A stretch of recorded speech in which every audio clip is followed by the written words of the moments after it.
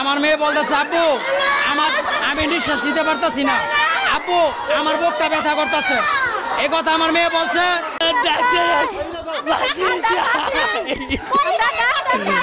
আমার সব শেষ করে দিচ্ছে,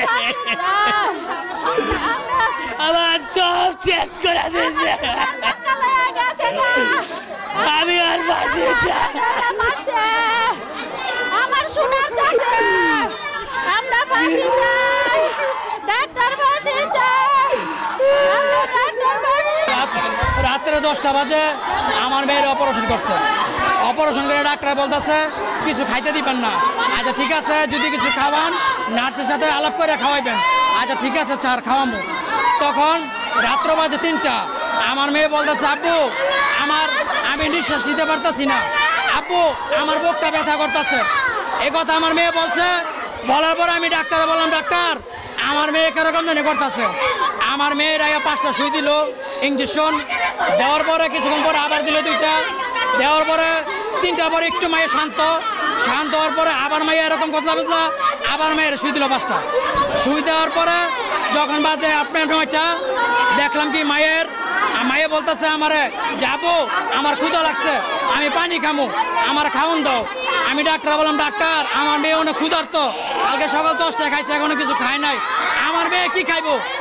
বললো কোনো কিছু খাওয়া দাওয়া যাবে না। পরে আমি ডাক্তারে বললাম, ডাক্তার আমার মেয়ের হাতগুলো নীল হয়ে গেছে, আমার মেয়ের জিভটা নীল হয়ে গেছে।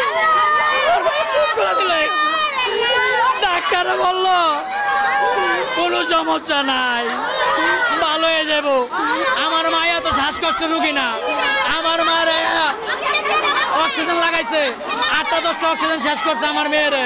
ও অক্সিজেন শেষ করে আমার মেয়ের জন্য অবস্থা খারাপ, হাত নিলা, আমি যখন এটার ভিতরে তুলে নিলাম ডাক্তার, তখন এরা সবাই আসছে, আইরে এরা পারাবাড়ি দৌড়াদৌড়ি, আমার মাইয়া এরা করতে শেষ। ওরা বলতেছে টাকা বাড়াইতে হইব। ওই যে ডাক্তাররা বন্দি আছে, ওই বলতেছে আমারে যে ভাই আপনাদের কি ভালো হসপিটালে কোনো পরিচিত আছে, এমন না কি জানি করতে হইব, আমি কইরা দেবো। আমি কিছু ভাই আমাদের হাতে নাই, আমার ভাইয়েরা আসতেছে, আমার ভাইয়েরা আসতে পারে, আমরা নেবো কোথায় নেবো। পরে এই কথা বলার পরে আমার মেয়ে ওই জায়গায় মারা গেছে।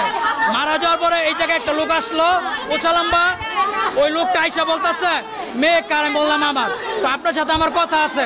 এই কথা বললে এই জায়গার মধ্যে আমার সাথে কথা বললো, বইলা তিনি বললেন ফোন দিল, ফোন দিয়া হ্যাঁ আমার বলতেছে এই অ্যাম্বুলেন্স আনছে, অ্যাম্বুলেন্স না বলতেছে মেয়ের হাসপাতাল নিতে হবে, আইসিউর মধ্যে নিতে হবে।